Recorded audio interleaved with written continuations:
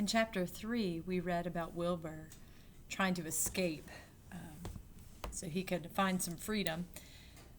But he decides that the barn's not a bad place.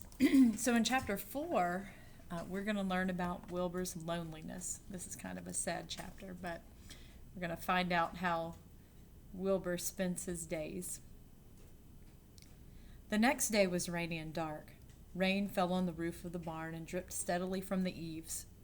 Rain fell in the barnyard and ran in crooked courses down into the lane where the thistles and pigweed grew. Rain spattered against Mrs. Zuckerman's kitchen windows and came gushing out of the downspouts. Rain fell on the backs of the sheep as they grazed in the meadow. When the sheep tired of standing in the rain, they walked slowly up the lane and into the fold. Rain upset Wilbur's plans. Wilbur had planned to go out this day and dig a new hole in his yard.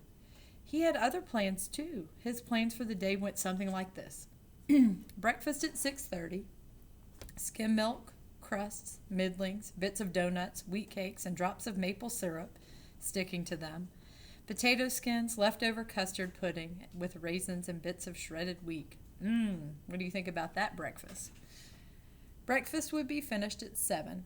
From 7 to 8, Wilbur planned to have a talk with Templeton, the rat that lived under his trough. Talking with Templeton was not the most interesting occupation in the world, but it was better than nothing. From 8 to 9, Wilbur planned to take a nap outdoors in the sun. From 9 to 11, he planned to dig a hole or trench and possibly find something good to eat buried in the dirt. From 11 to 12, he planned to stand still and watch flies on the boards, watch bees in the clover, and watch swallows in the air. 12 o'clock, lunchtime. Middlings, warm water, apple parings, meat gravy, carrot scrapings, meat scraps, stale hominy, and the wrapper off a package of cheese. Lunch would be over at 1. From 1 to 2, Wilbur planned to sleep. From 2 to 3, he planned to scratch itchy places by rubbing against the fence. From 3 to 4, he planned to stand perfectly still and think of what it was like to be alive, and to wait for Fern. At 4 would come supper. Skim milk, provender, leftover sandwich from Lurvy's lunchbox, prune skins, a morsel of this, a bit of that, fried potatoes, marmalade drippings, and a little more of this and a little more of that, a piece of baked apple, a scrap of upside-down cake. Wilbur had gone to sleep thinking about these plans. He awoke at 6 and saw the rain, and it seemed as though he couldn't bear it. I get everything all beautifully planned out, and it has to go in rain, he said. For a while he stood gloomily indoors. Then he walked to the door and looked out. Drops of rain struck his face. His yard was cold and wet. His trough had an inch of rainwater in it. Templeton was nowhere to be seen. "Are you out there, Templeton?" called Wilbur. There was no answer. Suddenly, Wilbur felt lonely and friendless. One day, just like another, he groaned, "I'm very young. I have no real friend here in the barn. It's going to rain all morning and all afternoon, and Fern won't come in such bad weather. Oh, honestly." And Wilbur was crying again, for the second time in 2 days. At 6:30, Wilbur heard the banging of a pail. Lurvy was standing outside in the rain, stirring up breakfast. "Come on, pig," said Lurvy. Wilbur didn't budge. Lurvy dumped the slops, scraped in the pail, and walked away. He noticed something was wrong with the pig. Wilbur didn't want food. He wanted love. He wanted a friend, someone who would play with him. He mentioned this to the goose, who was sitting quietly in the corner of the sheepfold. "Will you come over and play with me?" he asked. "Sorry, sonny, sorry," said the goose. "I'm sitting on my eggs. 8 of them. Got to keep them toasty-oasty-oasty warm. I have to stay right here. I'm no flibberty-ibberty-gibbet. I do not play when there are eggs to hatch. I'm expecting goslings." "Well, I didn't think you were expecting woodpeckers," said Wilbur bitterly. Wilbur next tried one of the lambs. "Will you play with me?" he asked. "Certainly not," said the lamb. "In the first place, and I cannot get into your pen, as I am not old enough to jump over a fence. In the second place, I am not interested in pigs. Pigs mean less than nothing to me. What do you mean, less than nothing? Replied Wilbur. I don't think there is any such thing as less than nothing. Nothing is absolutely the limit of nothingness. It's the lowest you can go. It's the end of the line. How can something be less than nothing? If there was something that was less than nothing, then nothing would be nothing. It would be something. Even though it's just a very little bit of something.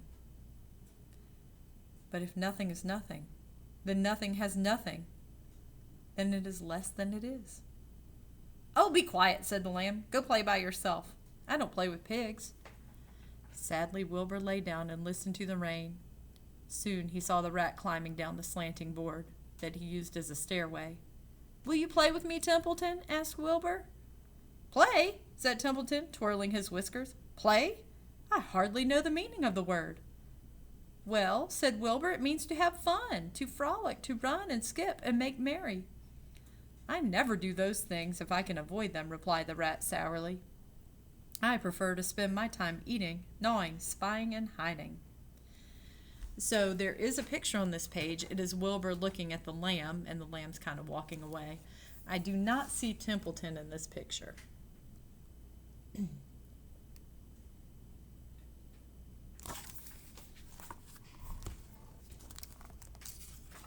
I'm a glutton, said Templeton, not a merrymaker. Right now I am on my way to your trough to eat your breakfast, since you haven't got sense to eat it yourself. And Templeton the rat crept stealthily along the wall and disappeared into a private tunnel that he had dug between the door and the trough in Wilbur's yard. Templeton was a crafty rat, and he had things pretty much his own way. The tunnel was an example of his skill and cunning. The tunnel enabled him to get from the barn to his hiding place under the pig trough without coming out into the open. He had tunnels and runways all over Mr. Zuckerman's farm and could get from one place to another without being seen. Usually he slept during the daytime and was abroad only after dark. Wilbur watched him disappear into his tunnel. In a moment he saw the rat's sharp nose poke out from underneath the wooden trough. Cautiously, Templeton pulled himself over the edge of the trough. This was almost more than Wilbur could stand. On this dreary, rainy day, to see his breakfast being eaten by somebody else. He knew Templeton was getting soaked out there in the pouring rain, but even that didn't comfort him. Friendless, dejected, and hungry, he threw himself down in the manure and sobbed.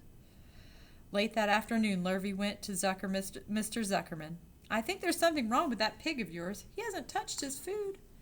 Give him 2 spoonfuls of sulphur and a little molasses, said Mr. Zuckerman.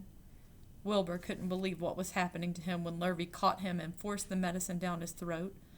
This was certainly the worst day of his life. He didn't know whether he could endure the awful loneliness any more. Here he is. He's very sad. Darkness settled over everything.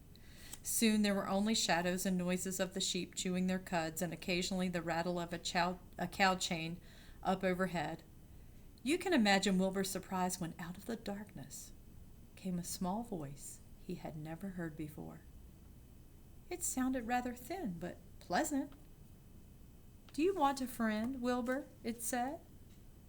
I'll be a friend to you. I've watched you all day, and I like you. But I can't see you, said Wilbur, jumping to his feet. Where are you, and who are you? I'm right up here, said the voice.